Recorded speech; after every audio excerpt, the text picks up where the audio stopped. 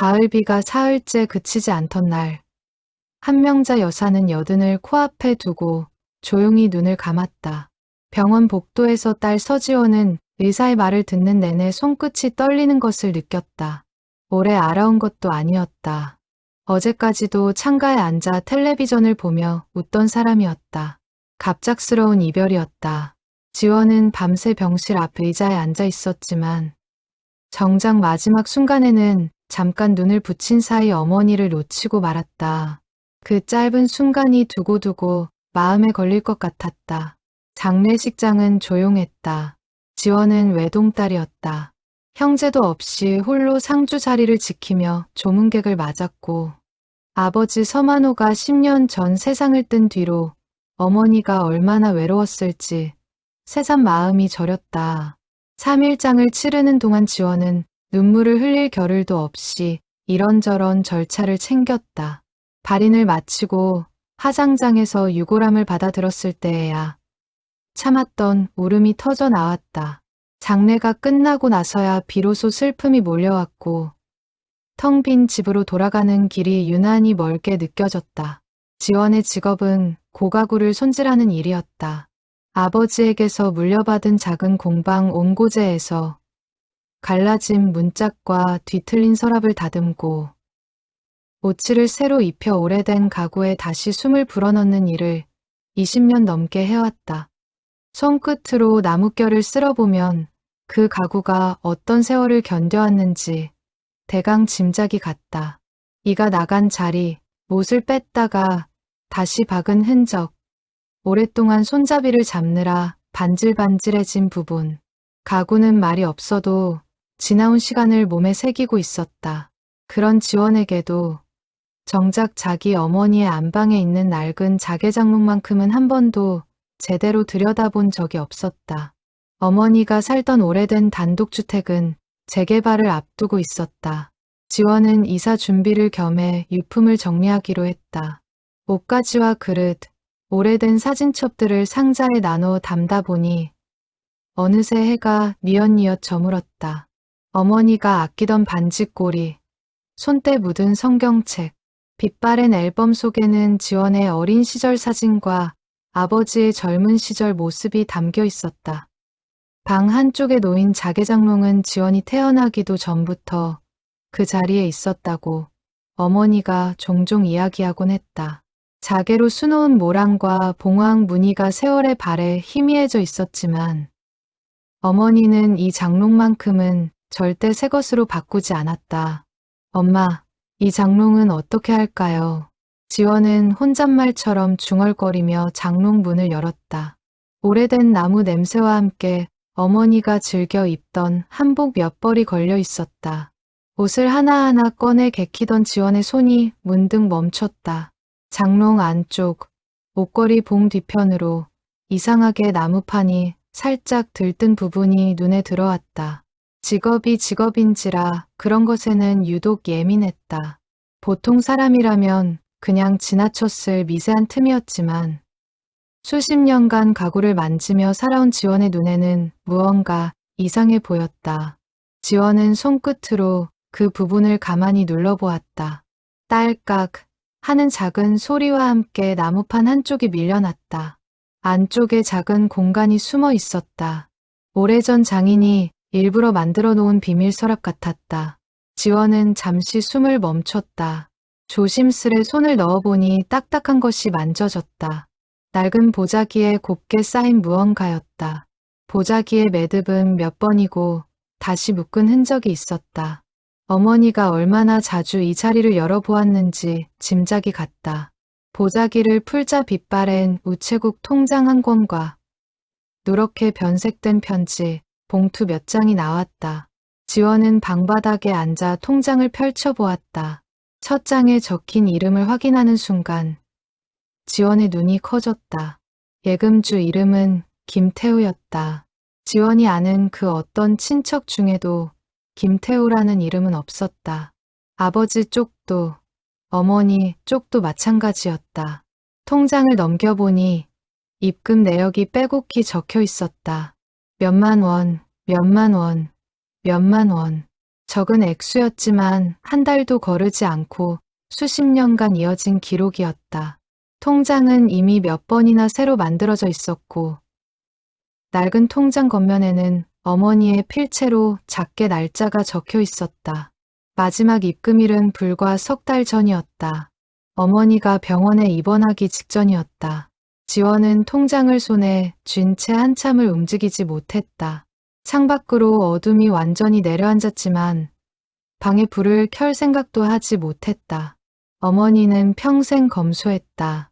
시장에 가서도 콩나물 한 줌 값을 깎던 사람이었고 자식인 지원에게도 용돈 한 번 넉넉히 준 적 없던 사람이었다.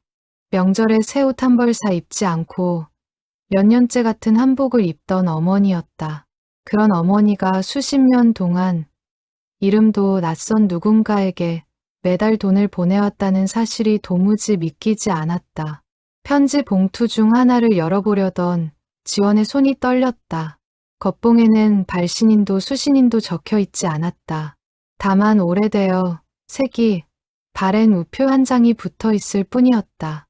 지원은 봉투를 쉽게 열지 못하고 그저 손에 쥔 채 가만히 앉아 있었다. 어쩌면 이 안에 자신이 몰랐던 어머니의 또 다른 인생이 담겨 있을지도 모른다는 생각이 들자 봉투를 여는 손끝이 자꾸만 망설여졌다. 장롱 속에서 나온 이 작은 비밀이 자신이 알던 어머니의 모습을 송두리째 흔들어 놓을 것 같은 예감이 들었다.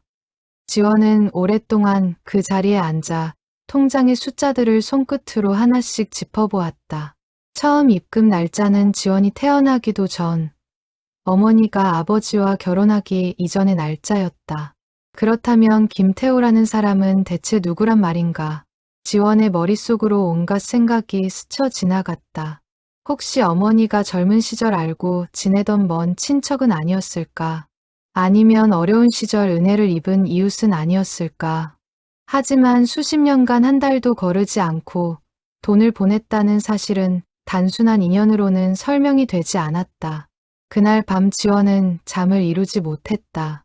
새벽녘까지 뒤척이다 결국 자리에서 일어나 다시 통장을 펼쳐보았다. 형광등 불빛 아래에서 다시 본 숫자들은 낮에 본 것과 다르지 않았다. 지원은 편지 봉투를 다시 손에 쥐었다가 차마 열어보지 못하고 서랍장 위에 가만히 올려두었다. 어머니가 평생 감춰온 것을 이렇게 서둘러 들춰봐도 되는 것인지 스스로에게 묻고 있었다. 다음 날 아침, 지원은 결국 오래전부터 알고 지내던 어머니의 친구 최 여사에게 전화를 걸었다. 어머니와 같은 동네에서 50년 가까이 이웃으로 지낸 사람이었다. 수화기 너머로 최 여사의 목소리가 반갑게 흘러나왔지만 지원이 통장 이야기를 꺼내자 잠시 침묵이 흘렀다. 그건 지원아, 그건 내가 함부로 말할 수 있는 게 아니야. 최 여사의 목소리가 평소와 다르게 흔들렸다. 지원은 그 짧은 대답 속에서 무언가 큰 비밀이 숨겨져 있음을 직감했다. 최 여사는 더 이상 아무 말도 하지 않으려 했지만 전화를 끊기 전 조심스럽게 한마디를 덧붙였다. 내 어머니가. 그 사람 이야기는 평생 아무한테도 안 했어. 그런데 내가 그걸 찾았다면 이제는 알아야 할 때가 된 건지도 모르겠구나. 전화를 끄는 지원은 한참을 그 자리에 서 있었다. 창밖으로 아침 햇살이 비쳐들었지만 지원의 마음은 여전히 어제 저녁 그 어두운 방 안에 머물러 있었다. 어머니가 평생 지켜온 비밀, 그것이 무엇이든 이제는 알아야 할 때가 되었다는 최 여사의 말이 지원의 가슴에 무겁게 내려앉았다.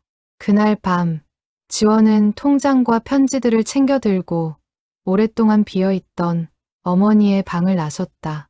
등 뒤로 자개장롱이 어둠 속에서 희미하게 빛나고 있었다.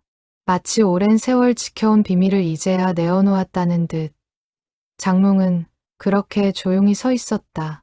지원은 통장 겉면을 손끝으로 쓸어보며 어머니가 이 작은 공간에 얼마나 많은 밤을 홀로 앉아 있었을지를 가늠해 보았다. 그리고 그 밤, 지원은 마음속으로 하나의 결심을 세웠다. 이 통장의 주인이 누구인지, 어머니가 왜 평생 이 사실을 숨겨왔는지 반드시 알아내겠다는 결심이었다. 창밖으로 새벽이 밝아오고 있었다. 지원은 뜬 눈으로 밤을 지새운 채 통장과 편지 봉투를 나란히 손수건에 싸서 가방 깊숙이 넣었다. 자개장롱은 여전히 그 자리에 서서 마치 오랜 세월을 견뎌온 증인처럼 묵묵히 방 한쪽을 지키고 있었다. 지원은 장롱 문을 마지막으로 한 번 더 쓸어보고는 조용히 방을 나섰다. 최 여사를 다시 찾아간 것은 사흘 뒤였다. 지원은 어머니가 생전에 즐겨 사오던 약과 한 상자를 사들고 최 여사의 집 대문을 두드렸다. 최 여사는 문을 열자마자 지원의 얼굴을 살피더니 별다른 말 없이 지원을 안으로 들였다. 거실 탁자 위에는 이미 찻잔 2개가 놓여 있었다. 마치 지원이 다시 찾아올 것을 알고 있었다는 듯한 태도였다. 차 식기 전에 마셔. 최 여사는 그렇게만 말하고 한참을 창밖만 바라보았다. 지원은 재촉하지 않고 기다렸다. 20해 넘게 가구를 다루며 배운 것이 있다면 오래된 것일수록 서두르면 부서진다는 사실이었다. 사람의 마음도 그와 다르지 않을 것이었다. 마침내 최 여사가 낮은 한숨을 내쉬며 입을 열었다. 내 어머니랑 나랑 이 동네에서만 50년을 살았다. 근데도 그 얘기는 딱 한 번, 아주 오래전에 술 한잔 하다가 흘리듯 들은 게 전부야. 그것도 다시는 묻지 말라고 신신당부를 하면서 한 얘기고. 지원은 마른 침을 삼켰다. 어떤 얘기였는데요? 최 여사는 찻잔을 두 손으로 감싸 쥔 채 오랫동안 말이 없었다. 지원은 그녀의 주름진 손끝이 미세하게 떨리는 것을 보았다. 이윽고 최 여사가 다시 입을 열었을 때 목소리는 한결 낮고 조심스러웠다. 내 어머니가 21살 때, 그러니까 내 아버지 만나기 한참 전에 좋아하던 사람이 있었대. 근데 그 사람 집안이 워낙 반대가 심했고 내 외할아버지도 마찬가지였고 그러다 아이가 생겼는데 그 사람이 하루아침에 연락이 끊겼다는 거야. 전쟁통도 아니었는데 사람이 그렇게 감쪽같이 사라질 수 있나 싶었지만 그 시절엔 그런 일이 드물지 않았어. 지원은 숨을 죽였다. 그럼 그 아이가... 그래, 내 어머니는 혼자서 아이를 낳았어. 근데 그 시절에 미혼모로 아이를 키운다는 게 얼마나 힘든 일이었는지 너도 대충은 알 거다. 집안에서는 난리가 났고 결국 내 어머니는 그 아이를 어느 집에 보낼 수밖에 없었어. 젖도 다 떼지 못한 갓난아기를. 방 안에 무거운 침묵이 내려앉았다. 지원은 손에 쥔 찻잔이 차갑게 식어가는 것도 모른 채 앉아 있었다. 어머니가 그런 세월을 지나왔다는 사실이 지원이 알던 어머니의 얼굴과 도무지 겹쳐지지 않았다. 지원이 알던 어머니는 새벽마다 정갈하게 밥상을 차리고 자식 앞에서 눈물 한 방울 함부로 보이지 않던 사람이었다. 그 이후로는요? 어머니가 그 아이를 다시 만난 적은 없었어요? 최 여사는 고개를 저었다. 내가 아는 건 여기까지야. 내 어머니는 그 이야기를 하고 나서 다시는 그 일을 입 밖에 낸 적이 없어. 나도 그날 이후로 한 번도 묻지 않았고. 근데 지원아. 최 여사가 지원의 손을 가만히 잡았다. 손등에 켜켜이 새겨진 세월의 흔적이 지원의 손에 그대로 전해지는 듯했다. 내 어머니가 매달 그 통장에 돈을 넣었다면 그건 절대 그 아이를 잊었다는 뜻이 아니야. 오히려 그 반대지. 한 번도 잊은 적이 없었다는 뜻이야. 지원은 집으로 돌아오는 길 내내 최 여사의 말을 곱씹었다. 어머니가 평생 홀로 짊어져 온 그 무게가 얼마나 컸을지. 지원은 감히 짐작조차 할 수 없었다. 자개장롱 속 비밀 서랍에 숨겨두었던 통장은 단순한 금전 기록이 아니었다. 그것은 어머니가 차마 입 밖으로 꺼내지 못했던 사죄와 그리움의 증거였다. 그날 저녁, 지원은 다시 어머니의 방으로 갔다. 서랍장 위에 올려두었던 편지 봉투를 손에 들었다. 이번에는 망설이지 않았다. 조심스럽게 봉투를 열자 누렇게 바랜 편지지 한 장이 나왔다. 어머니의 필체였다. 하지만 수신인의 이름도 보낸 날짜도 적혀 있지 않았다. 붙이지 못한 편지였다. 지원은 떨리는 손으로 편지를 펼쳤다. 첫 줄을 읽는 순간 지원의 눈에서 눈물이 툭 떨어졌다. 태호에게 엄마는 오늘도 너를 생각한다. 편지는 짧았다. 몇 문장뿐이었다. 하지만 그 몇 문장 안에 지원이 알지 못했던 어머니의 또 다른 50년이 고스란히 담겨 있었다. 지원은 편지를 가슴에 품고 한참을 울었다. 어머니를 원망할 마음은 조금도 들지 않았다. 다만 그 세월을 홀로 견뎌야 했던 어머니가 안쓰럽고 또 미안했다. 다음 날 아침, 지원은 우체국 통장이 개설된 지점을 찾아가 보기로 결심했다. 통장 겉면에 적힌 지점명은 이제는 이름이 바뀐 낯선 동네였다. 김태우라는 사람이 지금 어디서 어떻게 살고 있는지, 살아는 있는지조차 알 수 없었다. 하지만 지원은 이제 멈출 수 없었다. 어머니가 평생 붙이지 못한 그 편지를 이번에는 반드시 전해야 한다는 생각뿐이었다. 지원은 공방 문을 잠시 닫기로 하고 여행 가방을 꾸렸다. 통장과 편지, 그리고 어머니의 낡은 사진 한 장을 챙겨 넣었다. 사진 속 어머니는 지원이 한 번도 본 적 없는 앳되고 수줍은 표정을 짓고 있었다. 그 얼굴이 지원의 발걸음을 재촉했다. 문을 잠그기 전 지원은 잠시 공방 안을 둘러보았다. 아버지에게서 물려받은 낡은 연장들과 손질을 기다리는 가구. 몇 점이 저녁 어스름 속에서 조용히 자리를 지키고 있었다. 오랜 세월 이 공간에서 아버지의 손길을 흉내내며 배워온 기술들이었다. 지원은 문득 아버지도 어머니의 비밀을 알고 계셨을지 궁금해졌다. 어쩌면 아버지 역시 아내의 슬픔을 눈치채고도 묵묵히 곁을 지켜준 것인지도 몰랐다. 떠나기 전 지원은 공방의 오래된 단골 손님이자 동네 이장을 오래 지낸 박씨 어른을 찾아갔다. 박씨 어른은 젊은 시절 면사무소에서 일하며 호적 업무를 오래 봐온 사람이었다. 지원의 이야기를 다 듣고 난 박씨 어른은 안경을 고쳤으며 낮은 목소리로 말했다. 그 시절에 그런 식으로 아이를 보낸 집이 한둘이 아니었어. 대개는 절이나 보육원을 통해서 아니면 아이 없는 집에 넌지시 부탁을 해서 보냈지. 통장에 적힌 지점을 찾아가면 적어도 그 근방에서 아이를 맡아 키운 집을 수소문해 볼 실마리는 나올 거야. 박씨 어른은 옛 동료 몇 명의 연락처를 종이에 적어 지원의 손에 쥐어 주었다. 지원은 고개 숙여 인사를 하고 돌아섰다. 낯선 이름들이 적힌 종이 한 장이 이렇게 무겁게 느껴진 적이 없었다. 기차를 타고 내려가는 내내 지원은 창밖으로 스쳐가는 풍경을 바라보며 생각에 잠겼다. 어머니가 이 길을 몇 번이나 오갔을까. 매달 우체국 창고에 서서 낯선 이름 앞으로 돈을 붙이던 어머니의 뒷모습을 지원은 한 번도 본 적이 없었다. 그러나 이제는 눈을 감으면 그 모습이 선연히 그려지는 듯했다. 창구 직원에게 아무 말 없이 통장을 내밀고 입금이 끝나면 조용히 자리를 뜨는 여인. 그 여인의 등 뒤로 50년이라는 시간이 켜켜이 쌓여 있었다. 기차가 낯선 소도시 역에 도착했을 때 지원은 잠시 플랫폼에 서서 숨을 골랐다.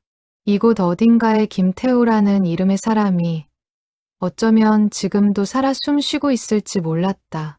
지원은 가방 속 통장을 손끝으로 한번 매만진 뒤 역사를 나섰다. 역 앞 오래된 다방에 자리를 잡은 지원은 박씨 어른이 적어준 연락처로 전화를 걸었다. 몇 번의 신호음 끝에 걸걸한 목소리의 노인이 전화를 받았다. 지원이 사정을 설명하자 노인은 한참을 침묵하더니 뜻밖의 말을 꺼냈다. 김태호라. 혹시 그 아이 어릴 적에 왼쪽 손목에 화상 흉터가 있지 않았나 모르겠네. 내가 그 무렵에 이 동네 아이 없는 집에 갓난아기 하나를 소개해 준 적이 있어서 말이야. 정확히는 기억 안 나지만 그 집이 목공소를 했었지. 아마. 지원의 심장이 세차게 뛰기 시작했다. 목공소라는 말에 지원은 저도 모르게 손에 쥔 통장을 꽉 움켜쥐었다. 아버지에게서 물려받은 가구 공방을 지키며 살아온 자신과 어쩌면 같은 나무 냄새를 맡으며 자랐을지 모르는 이복 형제. 그 인연이 이토록 닮아 있다는 사실에 지원은 묘한 전율을 느꼈다. 노인은 그 목공소의 옛 주소를 어렵사리 기억해냈고 지원은 떨리는 손으로 그것을 받아 적었다. 창밖으로 해가 저물어 가고 있었다. 지원은 다방 창가에 앉아 어머니의 사진을 다시 꺼내 보았다. 사진 속 어머니의 앳된 눈매가 마치 지원을 응원하듯 조용히 웃고 있었다. 어머니가 평생 붙이지 못한 편지를 대신 전하는 일이 이제 지원의 몫이 되어 있었다. 노인이 알려준 주소는 도시 외곽, 오래된 시장 뒷골목에 있었다. 지원은 다음 날 아침 일찍 그곳을 찾아 나섰다. 골목은 좁고 구불구불했으며 낡은 함석지붕 집들이 다닥다닥 붙어 있었다. 30년은 좋게 지났을 주소였으니 그 집이 그대로 남아있으리라는 기대는 크지 않았다. 하지만 지원은 발걸음을 멈추지 않았다. 시장 골목을 지나며 지원은 낯선 도시의 아침 풍경을 눈에 담았다.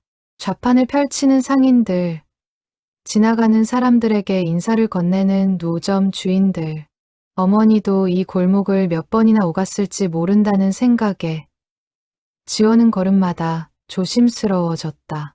어쩌면 어머니의 발자국이 이 돌바닥 어딘가에 아직 남아있을지도 모른다는 터무니없지만 애틋한 상상이 지원의 마음을 붙들었다. 골목 끝에 다다르자 녹슨 간판 하나가 눈에 들어왔다. 유성목공. 페인트가 벗겨져 글자의 절반은 알아보기 힘들었지만 분명 목공소였다. 지원은 문 앞에 서서 한참을 망설였다. 유리문 너머로 톱밥 냄새가 은은히 풍겨 나왔다. 그 냄새는 지원에게도 낯설지 않았다. 아버지의 공방에서 20년 넘게 맡아온 냄새였다. 문을 밀고 들어서자 백발이 성성한 노인 한 사람이 대패질을 하고 있었다. 노인은 인기척에 고개를 들었다. 누구를 찾으시오. 지원은 목이 메어 잠시 말을 잇지 못했다. 혹시 이곳에서 김태호라는 분이 사셨는지 여쭤보려고 왔습니다. 노인의 손이 멈췄다. 대패를 쥔 손끝이 미세하게 떨리는 것이 보였다. 노인은 오랫동안 지원의 얼굴을 살피더니 마침내 낮은 목소리로 물었다. 댁은 뉘시오. 태호를 왜 찾소? 지원은 가방에서 통장을 꺼내 보였다. 제 어머니가 얼마 전에 돌아가셨는데 유품 중에 이 통장이 나왔습니다.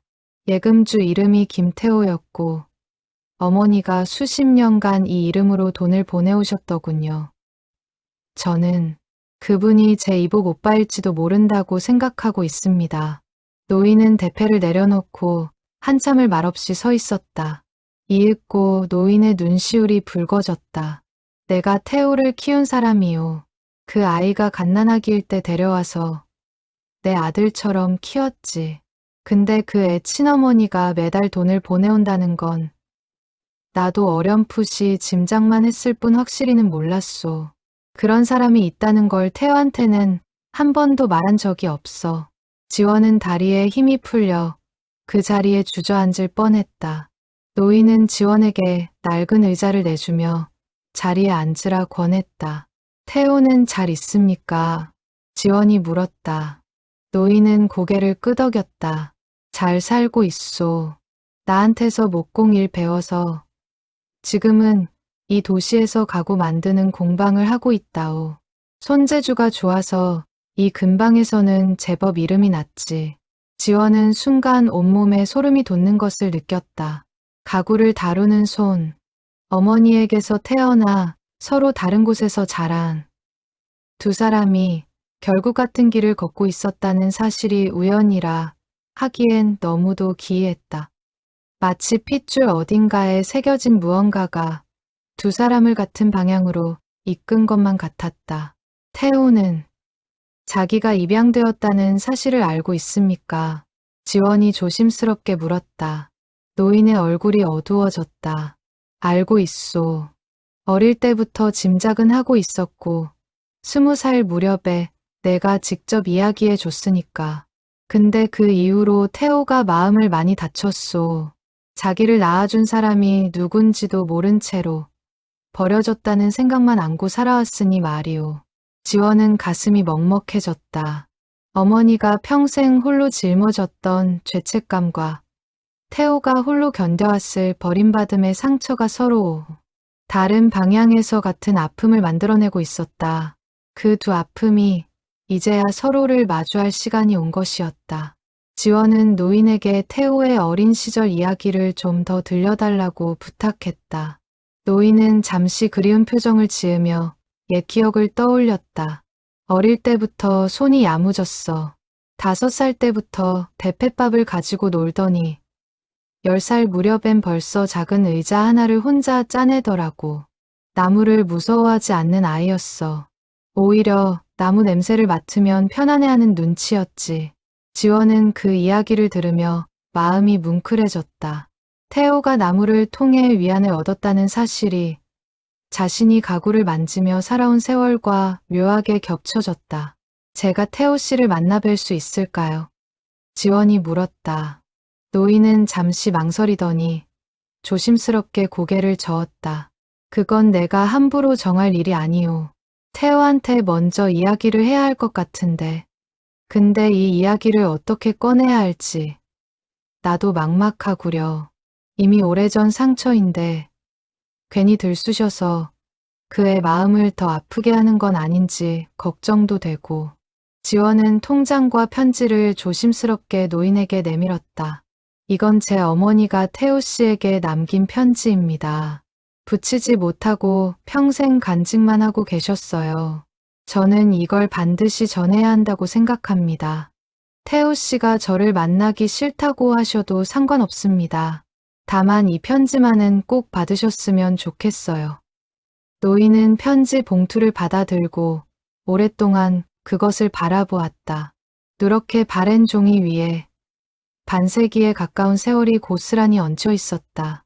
노인은 마침내 고개를 끄덕였다. 내가 오늘 저녁에 태호한테 이야기를 해보겠소. 대신 시간을 좀 주시오. 그 아이도 마음의 준비가 필요할 테니까. 지원은 노인에게 깊이 고개를 숙여 인사하고 목공소를 나섰다. 골목을 걸어 나오는 내내 지원의 눈에서는 눈물이 그치지 않았다. 슬픔인지 안도인지 알 수 없는 감정이 가슴 한가운데서 뒤엉키고 있었다. 지원은 근처 여관의 방을 잡고 노인의 연락을 기다리기로 했다. 그날 밤 지원은 좀처럼 잠을 이루지 못했다. 창밖으로 낯선 도시의 불빛이 반짝이고 있었다. 이 도시 어딘가에서 태호도 지금쯤 어머니의 편지를 손에 쥐고 있을 것이었다. 지원은 문득 궁금해졌다. 태호는 어떤 얼굴을 하고 있을까? 어머니의 눈매를 닮았을까? 아니면 자신처럼 손끝이 야무진 사람일까? 얼굴도 모르는 오빠를 향한 그리움이 지원의 마음속에서 조용히 자라나고 있었다. 여관방 낡은 형광등 아래에서 지원은 어머니의 사진을 다시 꺼내 들었다. 사진 뒷면에는 빛바랜 글씨로 짧은 날짜만 적혀 있었다. 그날이 며칠인지 헤아려 보니 공교롭게도 통장의 첫 입금일과 얼추 비슷한 시기였다. 어쩌면 이 사진은 어머니가 태호를 떠나보내기 직전 마지막으로 남긴 흔적일지도 몰랐다. 사진 속 젊은 어머니의 표정에는 옅은 미소 뒤로 감출 수 없는 그늘이 배어 있었다. 지원은 그제야 그 그늘의 정체를 알 것 같았다. 다음 날 새벽, 지원의 휴대폰이 울렸다. 목공소 노인이었다. 밤새 태호랑 얘기를 나눴소. 편지도 보여줬고 그 애가 많이 울더구려. 평생 원망만 하고 살았던 사람이 자기를 한순간도 잊은 적이 없었다는 걸 알게 됐으니 오죽하겠소. 지원은 숨을 죽이고 다음 말을 기다렸다. 태호가 지원 씨를 만나보겠다고 하오. 다만 시간이 좀 걸릴 거요. 그의 마음이 지금 여러 갈래로 복잡한 모양이니 너무 서두르지는 말아 주시오. 전화를 끊은 지원은 여관방 창가에 서서 동트는 하늘을 오래도록 바라보았다. 어머니가 평생 붙이지 못했던 편지가 마침내 주인을 찾아간 순간이었다. 하지만 진짜 만남은 이제부터 시작이라는 것을 지원은 잘 알고 있었다. 지원은 그날 하루를 여관 근처에서 보내기로 했다. 마땅히 할 일도 없이 낯선 도시의 거리를 걸으며 지원은 태호가 어떤 삶을 살아왔을지 자꾸만 상상해 보았다. 목공소 노인의 손에서 자라며 나무를 다루는 법을 배우고 자신처럼 하루하루 톱밥과 오칠 냄새 속에서 살아왔을 그 사람. 얼굴 한 번 본 적 없지만 이상하게도 낯설지 않았다. 어쩌면 핏줄이라는 것은 만나기도 전에 이미 서로를 알아보는 무언가를 지니고 있는지도 몰랐다. 저녁 무렵 지원은 시장 골목의 허름한 국밥집에 홀로 앉아 늦은 끼니를 때웠다. 창밖으로 하나둘 불이 켜지는 것을 보며 지원은 어머니를 생각했다. 어머니는 이 낯선 도시에 몇 번이나 다녀갔을까. 통장에 적힌 입금 기록만으로는 알 수 없는 어머니만의 조용한 발걸음이 이 골목 어딘가에 새겨져 있을 것 같았다. 국밥 한 그릇을 다 비우고도 지원은 한참을 자리에서 일어나지 못했다. 노인에게서 다시 연락이 온 것은 나흘 뒤였다. 태호가 만남을 승낙했다는 소식이었다. 다만 노인은 지원에게 한 가지를 부탁했다. 만나기 전에 어머니가 어떤 사람이었는지 좀 더 알고 싶다는 것이었다. 태호가 평생 가슴에 품어온 원망을 풀기 위해서는 어머니의 진짜 이야기가 필요했다. 지원은 그 나흘 동안 마음이 편치 않았다. 태호가 자신을 만나겠다고 했다는 사실에 안도하면서도 정작 그에게 무엇을 준비해 가야 할지 막막했다. 통장과 편지만으로는 부족하다는 생각이 들었다. 태호에게 필요한 것은 증거가 아니라 어머니라는 사람 자체에 대한 이해였다. 지원은 그 이해를 전해줄 사람이 최 여사밖에 없다는 것을 깨닫고 다시 고향으로 향하는 버스에 몸을 실었다. 지원은 고향으로 돌아가 최 여사를 다시 찾았다. 이번에는 지원이 먼저 편지의 내용을 최 여사에게 보여주었다. 최 여사는 편지를 읽으며 몇 번이나 눈물을 훔쳤다. 이제야 다 얘기해도 될 것 같구나. 최 여사가 나직이 말했다. 최 여사의 이야기는 이러했다. 한명자, 지원의 어머니는 21살 겨울, 이웃 마을에서 온 젊은 교사와 사랑에 빠졌다. 이름은 알려지지 않았지만 명자보다 2살 많은 그는 성실하고 다정한 사람이었다고 했다. 하지만 그의 집안은 가난한 소장농의 딸인 명자를 며느리로 받아들일 수 없다며 완강히 반대했다. 명자의 아버지 역시 2사람의 만남을 알고 불같이 화를 냈다. 그 시절엔 그런 반대를 이겨낼 방법이 없었어. 도망을 치자니 갈 곳도 없었고 버티자니 양쪽 집안에서 2사람을 아예 갈라놓으려고 했으니까. 결국 그 젊은 교사는 다른 지역 학교로 발령이 났고 그것을 핑계 삼아 2사람은 강제로 헤어지게 되었다. 명자는 그 무렵 이미 몸속에 아이를 품고 있었지만 그 사실을 알릴 겨를도 없이 이별을 맞았다. 편지를 보내도 답장은 오지 않았다. 나중에 들리는 소문으로는 그 남자가 집안의 강요로 다른 여자와 혼인을 했다는 이야기도 있었다고 했다. 내 어머니는 배가 불러오는 걸 숨기려고 몇 달을 방 안에서 나오지 않았어. 그 시절 미혼모라는 게 얼마나 손가락질 받는 일이었는지 지금 사람들은 잘 모를 거야. 결국 집안 어른들이 나서서 아이를 낳자마자 다른 집에 보내기로 결정을 내렸지. 내 어머니한테는 선택권이 없었어. 지원은 편지를 다시 손에 쥐었다. 이제 그 문장 하나하나가 다르게 읽히기 시작했다. 태호에게. 엄마는 오늘도 너를 생각한다. 내가 태어나던 날, 엄마는 너의 손가락과 발가락을 하나하나 세어보았어. 10개씩. 온전한 10개씩. 그날 밤이 엄마 인생에서 가장 행복하고 가장 슬픈 밤이었다. 너를 품에 안았던 그 며칠이 엄마가 평생을 두고 되새길 전부였어. 최 여사는 눈물을 닦으며 말을 이었다. 내 어머니가 아이를 보내고 나서 한동안 사람 구실을 못할 정도로 앓았어. 그러다 며칠 지나서 내 아버지를 만났고 재취 자리인 걸 알면서도 시집을 갔지. 그때 내 어머니 나이가 26이었나 7이었나. 지원은 처음으로 아버지와 어머니의 결혼이 어떤 사연을 품고 있었는지 알게 되었다. 아버지 역시 첫 부인을 일찍 여인 호랍이었다. 두 사람은 서로의 상처를 알아보고 조용히 곁을 내어준 사이였는지도 몰랐다. 내 아버지도 알고 계셨을까요? 지원이 물었다. 최 여사는 고개를 끄덕였다. 짐작은 하고 계셨을 거야. 근데 두 분 다 그 얘기는 서로 입 밖에 내지 않기로 한 것 같더구나. 내 아버지도 참 속 깊은 분이셨지. 최 여사는 잠시 숨을 고르더니 덧붙였다. 내 아버지가 돌아가시기 전에 딱 한 번 나한테 이런 말씀을 하신 적이 있어. 내가 명자한테 해줄 수 있는 건 그저 아무것도 묻지 않는 것뿐이었다고.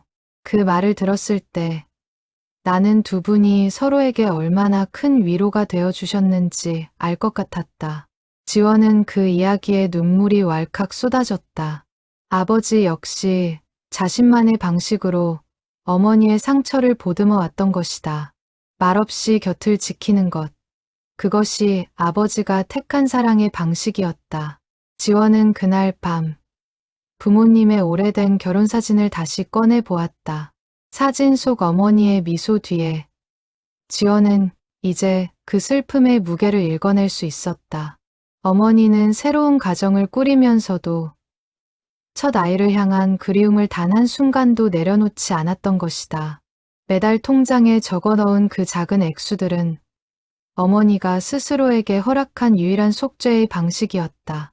지원은 문득 어린 시절 어머니가 매달 며칠씩 혼자 어딘가를 다녀오곤 했던 기억을 떠올렸다. 그때마다 어머니는 볼 일이 있어서라는 말만 남기고 집을 나섰다가 저녁 무렵이면 조용히 돌아오곤 했다. 어린 지원은 그것이 무슨 볼일인지 한 번도 궁금해하지 않았다. 이제야 그 뒷모습의 의미를 알 것 같아. 지원의 가슴이 미어졌다. 편지의 마지막 문장은 이러했다. 언젠가 내가 이 편지를 읽게 된다면 엄마를 용서하지 않아도 좋다. 다만 엄마가 너를 단 하루도 잊은 적이 없었다는 것만은 부디 알아주기를 바란다. 지원은 그 문장을 몇 번이고 소리내어 읽어보았다. 목소리가 자꾸만 갈라졌다.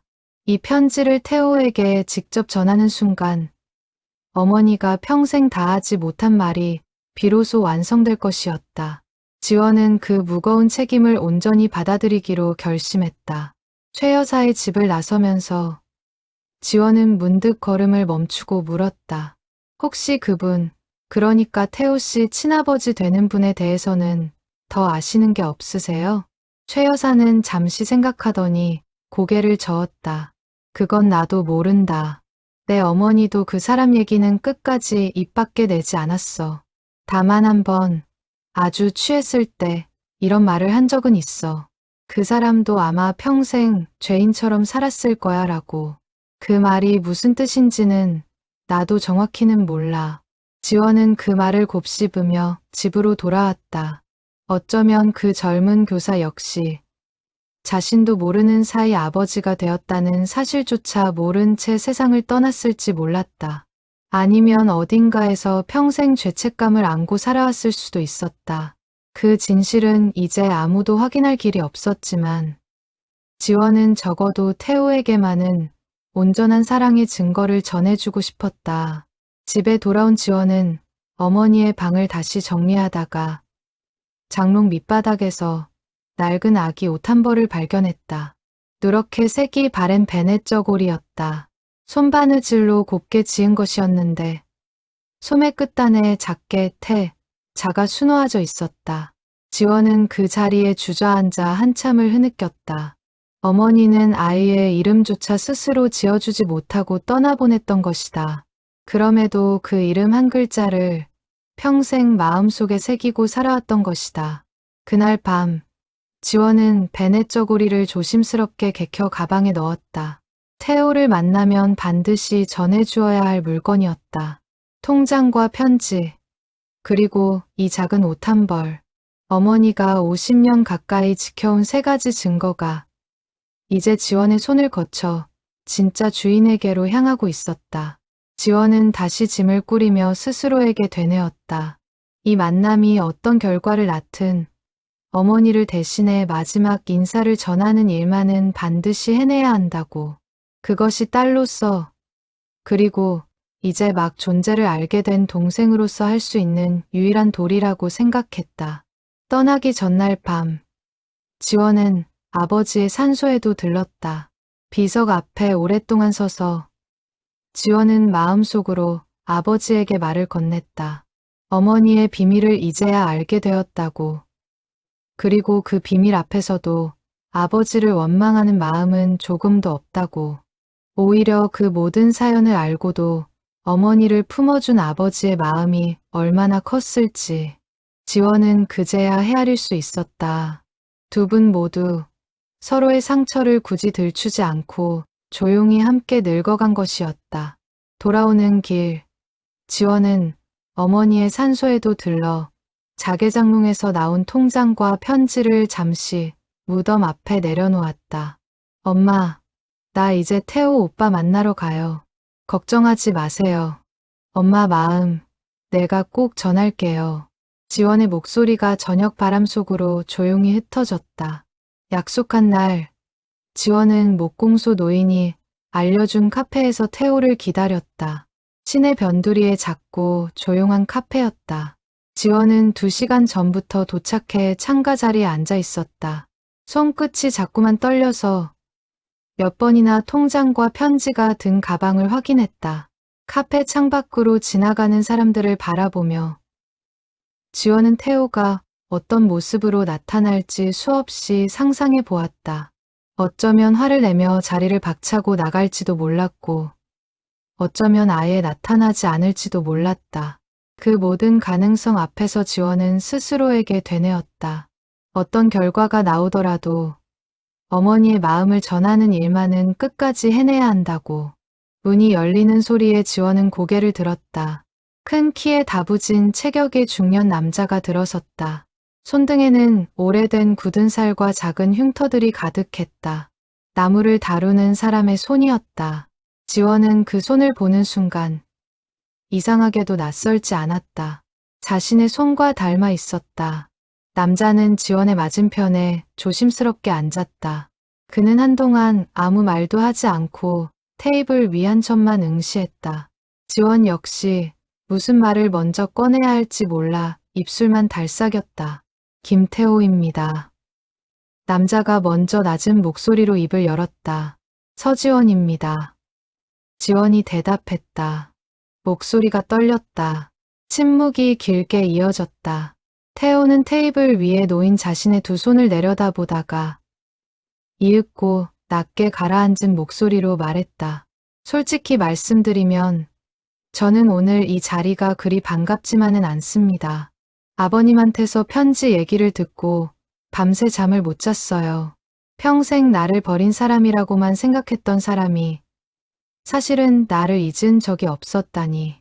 그 말을 어떻게 받아들여야 할지 아직도 모르겠습니다. 지원은 조심스럽게 가방에서 통장과 편지를 꺼내 태호 앞으로 내밀었다. 이걸 먼저 보여드리고 싶었어요.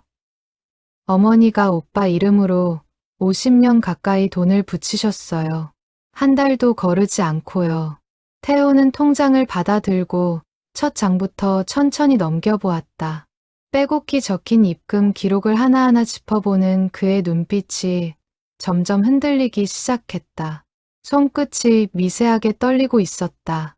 이 정도일 줄은 몰랐습니다. 태호가 낮게 중얼거렸다. 아버지한테 편지 얘기만 듣고 그냥 형식적인 사죄 편지 한 장이겠거니 했어요. 근데 이건 지원은 베넷 저고리도 조심스럽게 꺼내 태호 앞에 놓았다. 이것도 장롱 속에서 함께 나왔어요. 오빠가 태어났을 때 어머니가 직접 지으신 옷이래요. 소매 끝에 자가 수놓아져 있어요. 태호는 떨리는 손으로 낡은 베넷 저고리를 받아들었다. 손끝으로 옷감을 어루만지던 그의 눈에서 참았던 눈물이 결국 터져 나왔다. 평생 강인하게 살아온 남자의 어깨가 들썩였다. 저는 평생 제가 버려진 존재라고만 생각했습니다. 친어머니가 저를 낳자마자 헌신짝처럼 버렸다고요. 그 원망 때문에 결혼도 늦게 했고 사람을 잘 믿지 못하는 성격이 됐습니다. 근데 이 옷을 보니까 태호는 말을 잇지 못했다. 지원은 조용히 손수건을 건넸다. 카페 안에는 낮은 음악 소리만 흐르고 있었다. 두 사람 사이의 침묵이 이제는 어색함이 아니라 서로의 슬픔을 나누는 시간으로 바뀌어 있었다. 편지 읽어보시겠어요? 지원이 조심스럽게 물었다. 태호는 고개를 끄덕였다. 봉투에서 편지를 꺼내 든 그의 손이 심하게 떨렸다. 첫 문장을 읽어 내려가던 태호의 얼굴이 일그러졌다.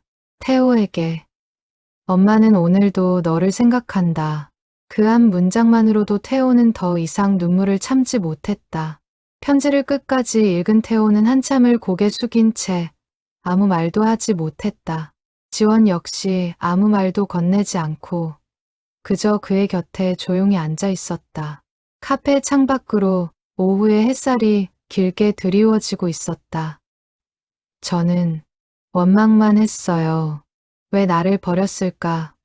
왜 한 번도 찾아오지 않았을까? 근데 이 통장을 보니까 그 사람이 얼마나 힘들게 저를 지켜봐 왔는지 알겠어요.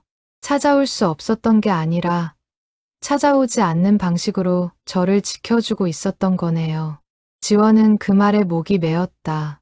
어머니는 늘 검소하셨어요. 자신을 위해서는 옷 한 벌 사 입지 않으셨는데 매달 그 돈만은 한 번도 거르지 않으셨어요. 저는 그게 무슨 돈인지도 모른 채 평생 살았어요. 이제야 그게 오빠를 향한 사랑이었다는 걸 알았어요. 태호는 문득 눈물을 닦으며 지원에게 물었다. 근데 궁금한 게 있어. 너는 어떻게 그렇게 침착하게 나를 찾아올 생각을 했어? 나 같으면 무서워서 못했을 것 같은데. 지원은 잠시 생각하다가 대답했다. 저도 무서웠어요. 근데 어머니가 남긴 편지를 읽는 순간 이건 제가 해야 할 일이라는 확신이 들었어요. 어머니가 못다 하신 말씀을 딸인 제가 대신 전해드려야겠다고요. 태호는 그 말에 고개를 끄덕이며 지원의 손을 가만히 잡았다. 고맙다. 정말로. 두 사람은 그날 오후 늦게까지 카페에 앉아 서로의 지난 세월을 이야기했다. 태호는 목공소에서 자라며 겪었던 외로움과 자신을 진심으로 사랑해준 양아버지에 대한 고마움을 털어놓았다. 지원은 어머니와 함께 보낸 평범하지만 따뜻했던 나날들을 이야기했다. 서로 다른 곳에서 자란 두 사람이었지만 그 이야기 속에는 같은 어머니를 향한 그리움이 공통으로 흐르고 있었다. 헤어질 무렵 태호가 처음으로 옅은 미소를 지어 보였다. 다음에 또 만나도 될까요? 저도 어머니에 대해 더 알고 싶습니다. 지원은 고개를 끄덕이며 눈물과 함께 웃었다. 네, 오빠. 얼마든지요. 그 짧은 호칭 하나에 50년 가까운 세월의 거리가 조금씩 좁혀지고 있었다. 카페를 나서기 전 태호는 문득 무언가 생각난 듯 물었다. 그런데 지원 씨는 아니, 지원아. 내 아버지는 어떤 분이셨어? 어머니가 재혼하신 분이라고 들었는데 지원은 아버지에 대한 기억을 하나씩 꺼내놓았다. 목수처럼 손끝이 야무졌던 아버지. 딸이 가구 만지는 일을 배우겠다고 했을 때 누구보다 기뻐하셨던 아버지. 그리고 어머니를 향해 평생 큰 소리 한 번 내지 않으셨던 아버지의 이야기를. 태호는 그 이야기를 들으며 알 수 없는 표정을 지었다. 다행이다. 태호가 나직이 말했다. 어머니가. 그래도 좋은 분을 만나셨구나.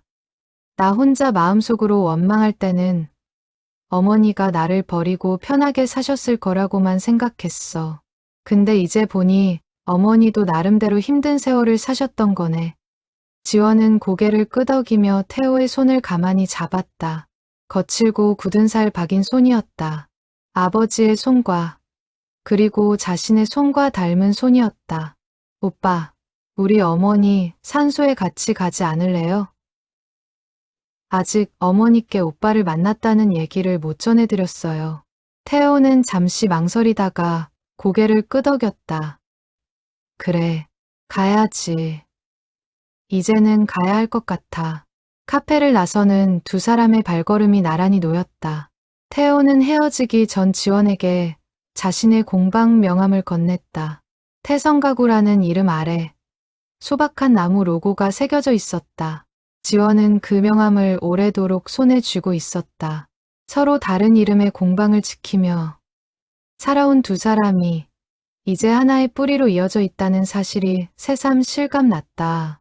그날 밤, 지원은 여관방에서 어머니에게 편지를 썼다. 태호를 만난 이야기를, 그의 손이 얼마나 자신과 닮았는지를, 그리고 두 사람이 함께 어머니의 산소를 찾기로 했다는 소식을 차곡차곡 눌러 적었다. 편지를 다 쓰고 나서 지원은 창밖 어두운 하늘을 올려다보며 조용히 중얼거렸다. 엄마, 나 오늘 오빠 만났어요. 손이 엄마 닮았더라. 지원은 잠들기 전 낮에 있었던 일들을 하나하나 되짚어 보았다. 태호의 눈물, 베네 쪼고리를 어루만지던 그의 손끝, 그리고 마지막에 지어 보인 옅은 미소까지.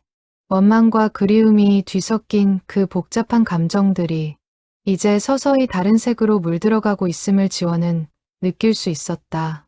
완전한 화해까지는 아직 갈 길이 멀었지만 적어도 첫걸음은 뗀 셈이었다.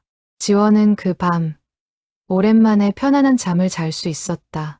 한 주가 지난 뒤 태호는 지원의 고향 마을을 찾아왔다. 태성가구 트럭을 손수 몰고 온 그는 도착하자마자 지원이 운영하는 공방부터 눈여겨보았다. 낡은 간판 아래 늘어선 손질 중인 가구들을 보며 태호는 옅은 웃음을 지었다. 신기하네. 나무 다루는 손이 어디서든 비슷비슷한가 봐. 태호는 공방 이곳저곳을 천천히 둘러보며 지원이 작업 중이던 반다지의 상태를 눈여겨보았다. 그의 눈빛에는 같은 업을 가진 사람만이 알아볼 수 있는 세심함이 담겨 있었다. 지원은 그런 태호의 모습에서 자신도 모르게 아버지의 옛 모습을 떠올렸다. 손끝으로 나뭇결을 살피는 자세, 흠집 하나도 그냥 지나치지 않는 눈빛까지 핏줄이라는 것이 이렇게도 닮아 있다는 사실이 새삼 신기했다. 두 사람은 함께 어머니의 산소로 향했다. 가을 햇살이 낮게 내려앉은 산길을 오르며 지원은 태호의 표정을 살폈다. 그는 말이 없었다.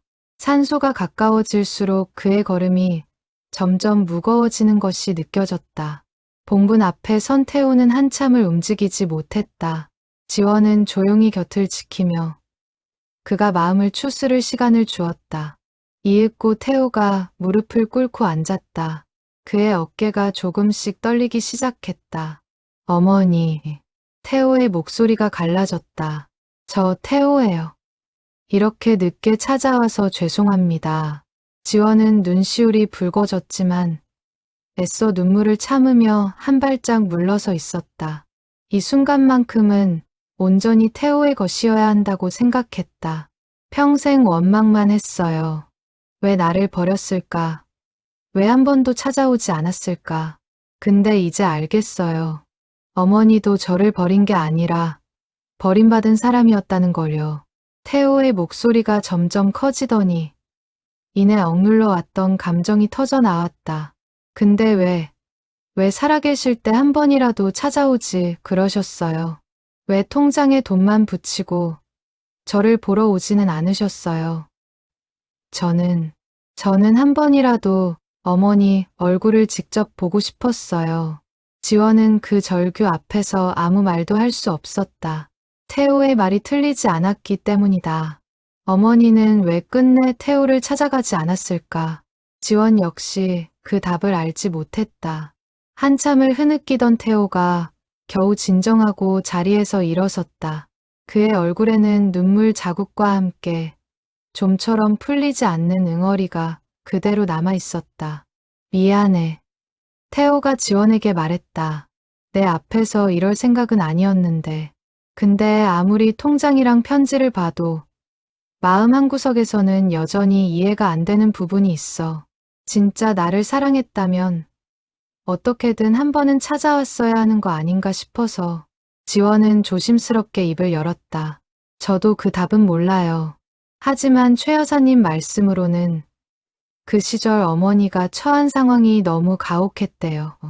아이를 보낸 것도 어머니의 뜻이 아니라 집안 어른들의 강요였고, 그 이후로 어머니는 스스로를 자격 없는 사람이라고 여기며 사셨던 것 같아요.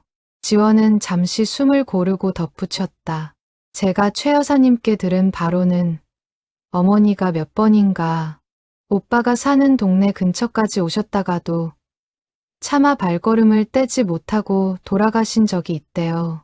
자기가 나타나면 오빠의 평온한 삶이 흔들릴까 봐 두려우셨던 것 같아요. 자격이 없다니. 태호가 씁쓸하게 되물었다. 친어머니가 자식을 찾아가는데 무슨 자격이 필요해. 지원은 대답할 말을 찾지 못했다. 태호의 말이 옳았다.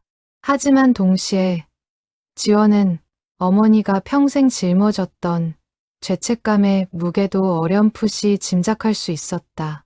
어쩌면 어머니는 스스로 태호 앞에 나설 자격이 없다고 여겼는지도 몰랐다. 한 번 버린 자식 앞에 이제 와서 어떤 얼굴로 나타날 수 있었을까? 두 사람은 산소 앞에서 한참을 말없이 앉아 있었다. 바람이 스산하게 불어와 낙엽을 흩날렸다. 태호는 산 아래를 내려다보며 낮게 중얼거렸다. 솔직히 말할게. 지금도 마음이 다 풀린 건 아니야. 편지랑 통장을 보면서 감동은 받았지만 그거랑 별개로 평생 쌓인 원망이 하루아침에 사라지는 건 아니더라고. 지원은 그 말을 있는 그대로 받아들였다. 괜찮아요, 오빠. 시간이 걸리는 게 당연해요. 저도 오빠 마음 다 이해한다고 함부로 말하지 않을게요. 지원은 조심스럽게 한마디를 더 보탰다. 오빠, 그리고 이것 하나만은 알아주셨으면 해요. 어머니가 오빠를 보내신 건 오빠를 사랑하지 않아서가 아니라 그 시절 어머니에게는 선택의 여지가 없었기 때문이에요. 그건 어머니의 잘못이 아니라 그 시절의 잘못이었어요. 태호는 그 말을 한참 곱씹더니 낮게 한숨을 내쉬었다. 머리로는 알겠어. 근데 마음이 따라가는 데는 시간이 좀 더 필요한 것 같아. 태호는 지원을 물끄러미 바라보다가 작게 고개를 끄덕였다. 그래도 내가 이렇게 나를 찾아와 준 건 고마워. 너 아니었으면 나는 평생 이 진실을 모르고 원망만 하다 죽었을 거야. 산을 내려오는 길, 두 사람 사이에는 무거운 침묵이 흘렀다. 화해로 가는 길이 생각보다 순탄치 않으리라는 것을 지원은 그제야 실감하고 있었다. 통장 하나, 편지 한 장으로 50년의 상처가 단번에 아물 리 없었다. 지원은 조급해하지 않기로 했다. 대신 태호가 스스로 마음을 정리할 시간을 기다려주기로 했다. 집으로 돌아온 두 사람은 지원의 공방에 잠시 들렀다. 태호는 낡은 자개장롱이 있던 방을 둘러보고 싶어 했다. 지원은 말없이 그를 어머니의 방으로 안내했다. 태호는 문제의 자개장롱 앞에 오랫동안 서 있었다. 모란과 봉황이 새겨진 문짝을 손끝으로 쓸어보던 그가 문득 물었다. 이 안에 그 비밀 서랍이 있었다고? 지원은 고개를 끄덕이며 나무판이 밀려나는 자리를 보여주었다. 태호는 손끝으로 그 부분을 가만히 눌러보더니 딸깍 소리와 함께 열리는 작은 공간을 확인하고는 씁쓸하게 웃었다. 평생을 이 안에 나를 숨겨두고 사셨구나. 그 말에는 원망과 애틋함이 동시에 담겨 있었다. 지원은 아무 말도 보태지 않고 그저 그의 곁에 조용히 서 있었다. 태호는 장롱문을 어루만지다가 문득 안쪽에 걸려있던 어머니의 낡은 한복 한 벌을 발견했다. 그는 그 옷자락을 한참 동안 손에 쥐고 있었다. 어머니는 어떤 냄새가 나는 분이셨어? 태호가 불쑥 물었다. 뜻밖의 질문에 지원은 잠시 생각에 잠겼다. 인동초 냄새요. 어머니가 늘 쓰시던 비누 냄새인데 이 방에 아직도 은은하게 남아있어요. 태호는 눈을 감고 숨을 깊게 들이쉬었다. 처음 맡아보는 그러나 이상하게도 그리운 냄새였다. 그는 한참을 그렇게 서서 한 번도 안겨보지 못한 어머니의 품을 이제야 상상 속에서나마 느껴보려는 듯했다. 그날 저녁, 지원은 태호를 저녁 식사에 초대했다. 소박한 밥상이었지만 태호는 오랜만에 누군가와 함께하는 식사에 어색한 미소를 지었다. 밥을 먹는 내내 두 사람은 별다른 말을 하지 않았지만 그 침묵은 더 이상 불편하지 않았다. 서로의 존재를 받아들이는 데 필요한 조용한 시간이었다. 식사를 마치고 돌아가는 태호를 배웅하며 지원은 조심스럽게 말을 건넸다.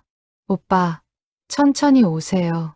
저는 오빠가 마음 편해질 때까지 기다릴게요. 억지로 화해하자고 조르지 않을게요. 태호는 트럭에 올라타기 전 지원을 돌아보며 낮게 말했다. 고마워. 근데 다음에 올 때는 어머니 사진 좀 더 보여줄 수 있어? 어머니가 어떤 얼굴로 웃으셨는지 나도 좀 알고 싶어서. 지원은 눈물이 핑 도는 것을 참으며 고개를 끄덕였다. 트럭이 멀어져 가는 것을 지켜보며 지원은 이 화해의 길이 결코 짧지 않으리라는 것을 다시금 깨달았다. 하지만 그 길 위에 태호가 함께 서 있다는 사실만으로도 지원은 충분히 감사했다. 방으로 돌아온 지원은 오래된 앨범을 뒤져 어머니의 사진을 골라내기 시작했다. 젊은 시절의 어머니, 지원을 안고 웃던 어머니, 시장에서 물건을 고르며 활짝 웃던 어머니, 사진 속 표정 하나하나에 담긴 삶의 결을 다시 들여다보며 지원은 다음에 태호가 오면 이 사진들을 하나씩 보여주며 어머니의 이야기를 들려주리라 다짐했다. 그것이 지금 자신이 할 수 있는 가장 진심 어린 화해의 몸짓이라고 생각했다. 그 후로 태호는 한 달에 두어 번씩 지원의 공방을 찾아왔다. 처음에는 어색하게 안부만 묻던 두 사람이었지만 만남이 거듭될수록 대화는 점점 깊어졌다. 지원은 약속대로 어머니의 사진첩을 꺼내 하나하나 설명해 주었다. 봄볕이 완연해질 무렵이 되자 두 사람의 만남은 더 이상 어색한 의무감이 아니라 자연스럽게 기다려지는 시간이 되어 있었다. 태호는 올 때마다 지원의 공방 근처 빵집에서 각 구운 빵을 사왔고 지원은 그때마다 따뜻한 차를 우려 함께 나누어 마셨다. 사소한 일상이 쌓이면서 두 사람 사이의 거리도 조금씩 가까워지고 있었다. 이건 제가 초등학교 입학하던 날이에요. 어머니가 새벽부터 일어나서 머리를 따아주셨는데 어찌나 세게 따으셨는지 하루 종일 두피가 아팠던 기억이 나요. 태호는 사진 속 어머니의 얼굴을 뚫어지게 바라보았다. 사진을 넘길 때마다 그의 표정이 조금씩 풀어지는 것이 보였다. 어느 순간부터 그는 사진 속 어머니를 보며 옅은 미소를 짓기 시작했다. 웃는 모습이 나랑 닮았네.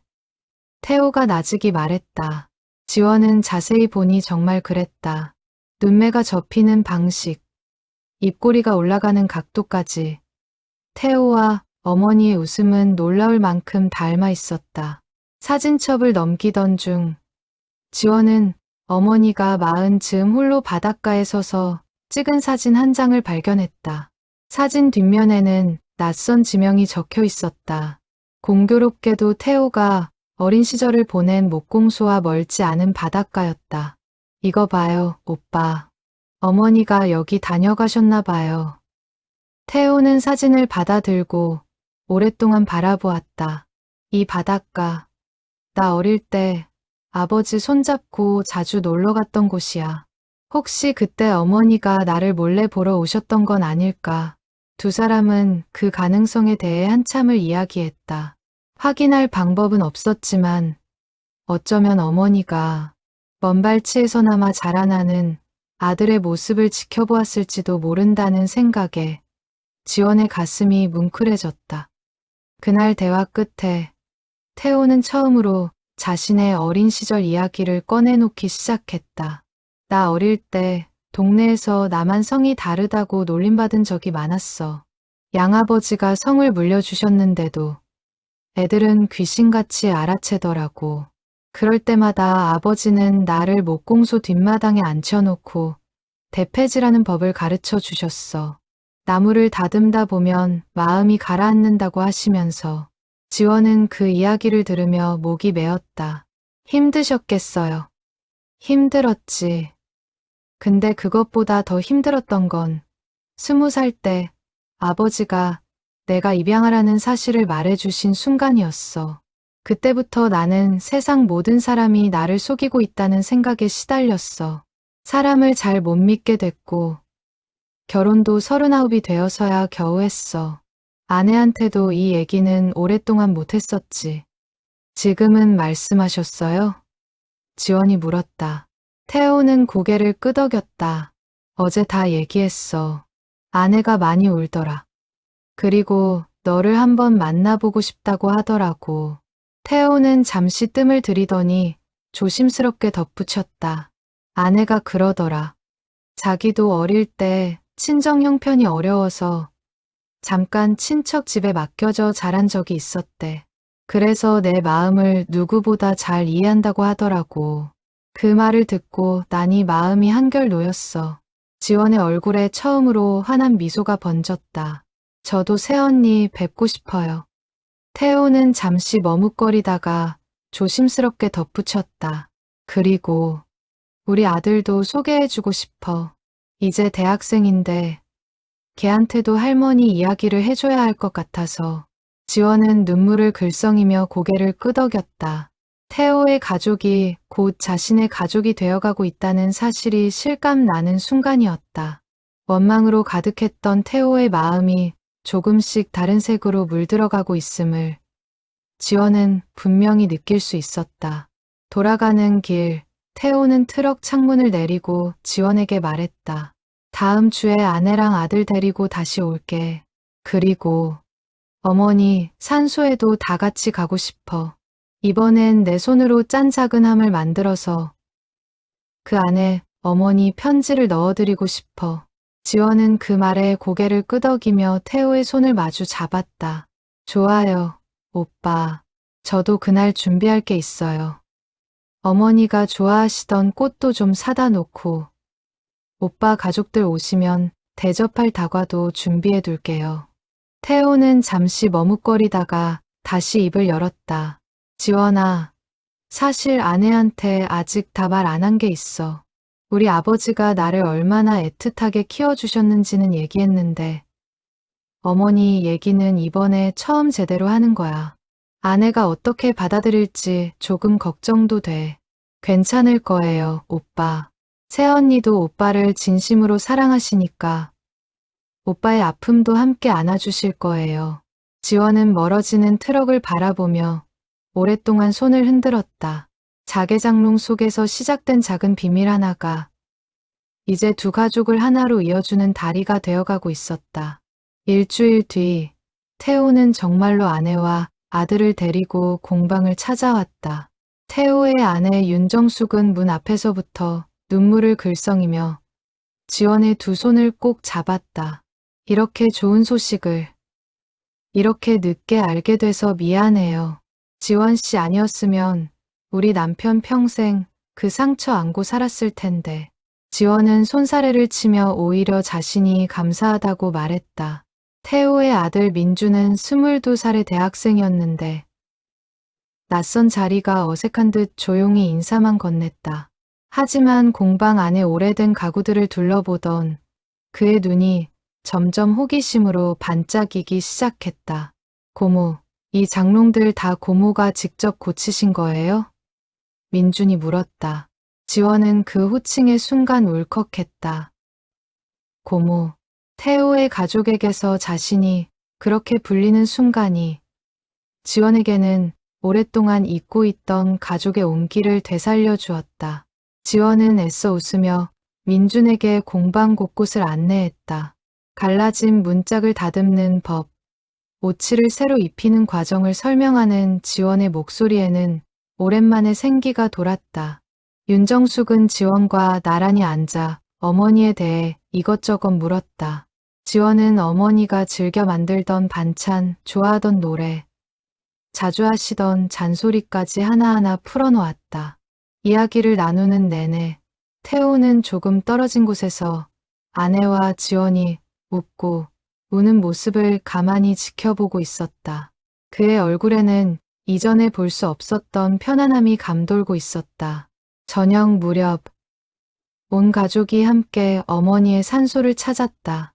태호는 미리 만들어 온 작은 나무함을 산소 앞에 내려놓았다. 정성 들여 짠 소나무 함이었다. 뚜껑에는 작은 글씨로 어머니께라는 문구가 새겨져 있었다. 어머니, 저 왔어요. 이번엔 제 아내랑 아들도 데려왔어요. 태호는 함 안에 어머니의 편지 사본과 자신이 어릴 적 찍은 사진 한 장을 넣었다. 그리고 오랫동안 산소 앞에 무릎을 꿇고 앉아 있었다. 윤정숙은 봉분 앞에 놓인 나무함을 보며 조용히 눈물을 훔쳤다. 어머님, 늦게 인사드려서 죄송해요. 앞으로 저희가 자주 찾아뵐게요. 그녀의 목소리에는 진심 어린 애틋함이 묻어났다. 지원은 그 모습을 보며 태호가 좋은 사람을 만나 가정을 이루었다는 사실에 다시 한번 감사했다. 지원과 윤정숙, 민준도 그 곁에 나란히 앉아 조용히 고개를 숙였다. 저녁 노을이 산등성이를 붉게 물들이는 가운데 네 사람의 마음이 하나로 모이고 있었다. 산을 내려오며 민준이 지원에게 다가와 조심스럽게 물었다. 고모, 저 할머니 산소에 또 와도 돼요? 방학 때 시간 내서 혼자라도 와보고 싶어요. 지원은 뭉클한 마음으로 고개를 끄덕였다. 그럼 언제든지 와.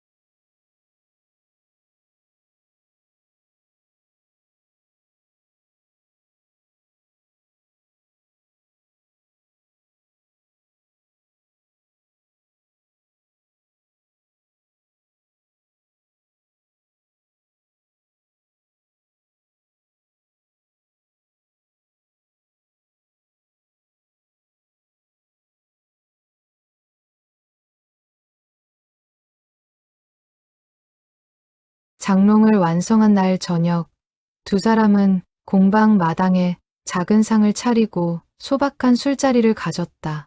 태호는 술잔을 기울이며 지금껏 하지 못했던 이야기를 하나 더 꺼내놓았다. 사실 나 처음 너를 만났을 때 솔직히 두려웠어. 이 만남이 결국 나한테 또 다른 상처만 남기고 끝날까봐. 어머니라는 사람이 자기 편한 대로 나를 이용하려는 건 아닐까.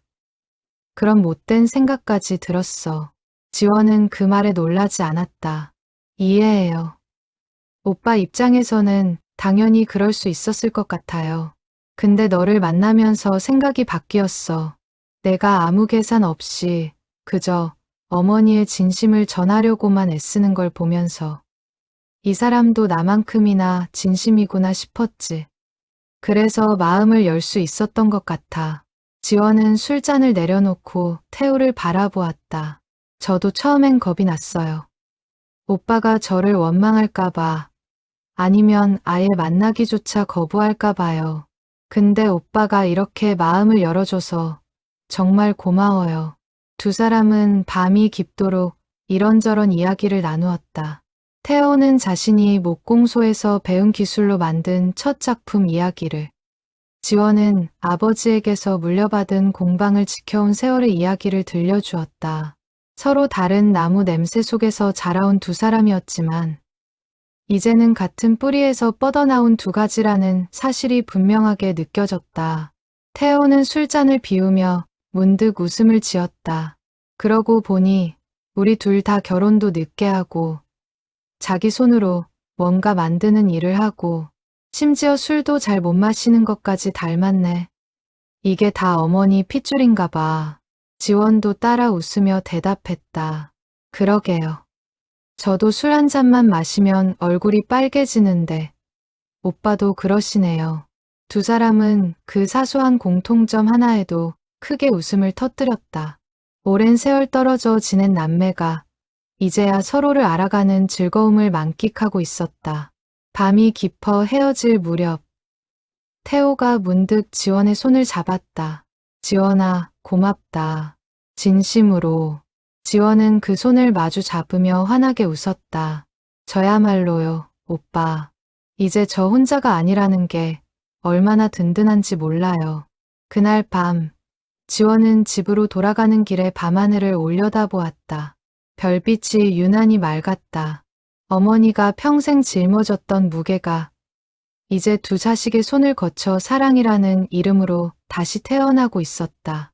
며칠 뒤 태호는 자신의 공방 한쪽 벽에 작은 액자를 하나 걸었다.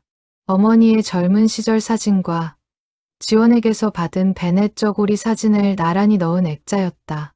손님들이 물어보면 태호는 그저 제 어머니십니다 라고 짧게 대답할 뿐이었지만 그 말을 할 때마다 그의 얼굴에는 예전에 없던 편안한 빛이 감돌았다. 지원 역시 자신의 공방에 작은 변화를 주었다. 어머니가 평생 쓰시던 반지꼬리를 작업대 한쪽에 올려두고 힘든 날이면 그 반지꼬리를 어루만지며 마음을 다잡곤 했다. 원망과 슬픔으로 시작된 이야기가 이제는 두 사람 모두에게 살아갈 힘이 되어주고 있었다. 겨울이 지나고 봄이 오는 길목에서 지원은 태호에게서 반가운 소식을 하나 더 전해 들었다. 태호가 오래전부터 망설여왔던 목공, 기능 전승자 심사에 응시하기로 결심했다는 것이었다. 예전엔 자격이 없다고 생각했어. 근데 이제는 어머니가 나를 얼마나 자랑스러워 하실지 생각하니까 도전해보고 싶어졌어. 태호의 목소리에는 그 어느 때보다 힘이 실려 있었다. 지원은 진심으로 그를 응원했다. 봄이 되자 태호는 지원에게 한 가지 부탁을 했다. 어머니의 첫 기일에 맞춰 가족 모두가 모여 작은 추도식을 열고 싶다는 것이었다. 지원은 흔쾌히 그러자고 했다. 두 사람은 함께 준비를 시작했다. 추도식을 준비하며 지원은 어머니가 평소 좋아하시던 음식들을 하나하나 떠올렸다. 도라지나물, 고사리 무침, 그리고 늘 정성 들여 부치시던 녹두전까지. 태호는 그 이야기를 들을 때마다 수첩에 하나하나 받아 적었다. 자신이 한 번도 맛보지 못한 어머니의 손맛을 이렇게라도 상상해보고 싶은 마음이었다. 기일이 다가올수록 태호는 조금씩 말수가 줄어들었다. 지원은 그런 태호를 보며 마음이 쓰였다. 오빠, 무슨 걱정 있어요? 태호는 한참을 망설이다가 입을 열었다. 사실 나 요즘도 가끔 그런 생각이 들어. 이렇게 화해하고 나면 어머니를 용서한 게 되는 걸까? 근데 나는 아직도 완전히 용서했다고는 말 못하겠어. 그게 나쁜 건가 싶어서 지원은 태호의 손을 가만히 잡았다. 오빠, 용서라는 게 꼭 한순간에 이루어지는 건 아니라고 생각해요. 어머니를 이해하게 된 것만으로도 오빠는 이미 많이 나아간 거예요. 용서는 서두를 필요 없어요. 오빠 마음이 준비될 때 자연스럽게 찾아올 거예요. 태호는 그 말에 조금 편안해진 표정을 지었다. 너는 어떻게 그렇게 담담할 수가 있어. 너도 어머니한테 서운한 게 있었을 텐데. 지원은 잠시 생각하다가 대답했다. 저도 서운했어요. 어머니가 평생 이 비밀을 저한테도 숨기셨잖아요. 근데 이제는 알 것 같아요. 어머니는 그 비밀을 숨긴 게 아니라 혼자서 짊어지려고 하셨던 거예요. 저희 두 사람 모두에게 짐을 지우고 싶지 않으셨던 거죠. 태호는 그 대답에 오랫동안 말이 없었다. 이윽고 그가 낮게 물었다. 지원아, 혹시 어머니가 나를 원망하신 적은 없었을까? 자기 뜻대로 나를 찾아오지도 못하고 그저 통장에 돈만 붙이는 걸로 대신했던 것에 대해서 지원은 고개를 저었다. 저는 그렇게 생각하지 않아요. 어머니는 오빠를 원망할 이유가 없으셨어요. 오히려 자신을 원망하며 사셨겠죠. 편지에 쓰인 그 마지막 문장을 보면 어머니는 오빠에게 용서받을 자격조차 스스로 인정하지 못하셨던 것 같아요. 태호는 그 말에 깊이 고개를 끄덕였다.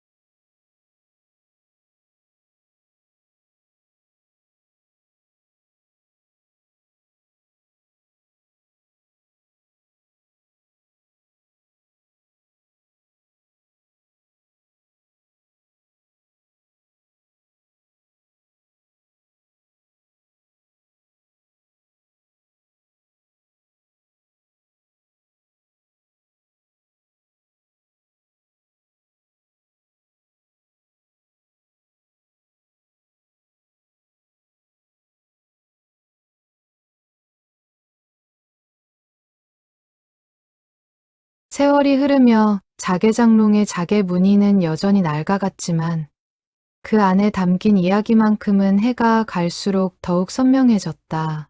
버려졌다고 믿었던 아이와 버릴 수밖에 없었던 어머니, 그리고 그 사이에서 다리가 되어준 딸의 이야기는 이제 한 가족의 가장 소중한 유산으로 남았다.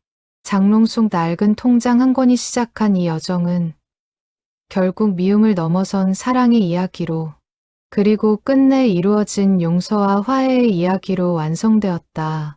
지원은 오늘도 공방 문을 열며 어머니의 자리를 떠올린다. 낡은 장롱 하나가 삶을 뒤흔들 만큼 큰 진실을 품고 있었던 것처럼 우리 곁의 사소한 물건들에도 저마다의 사연이 깃들어 있을지 모른다. 지원은 그 사실을 가슴에 새기며 오늘도 손끝으로 나뭇결을 어루만진다. 어머니가 남긴 사랑이 온우이의 손을 거쳐 다시 세상으로 퍼져나가고 있었다. 봄바람이 공방 창문을 두드리는 오후. 지원은 잠시 손을 멈추고 창밖을 바라본다. 언젠가 민준이 자라 아이를 낳으면 그 아이에게도 이 이야기를 들려줄 날이 오리라. 버림받았다고 믿었던 슬픔이 결국 사랑으로 완성되었다는 이야기, 그리고 그 사랑이 대를 이어 전해진다는 이야기를. 자개장롱은 오늘도 묵묵히 그 자리에서 다음 세대에게 전해질 이야기를 조용히 품고 있다.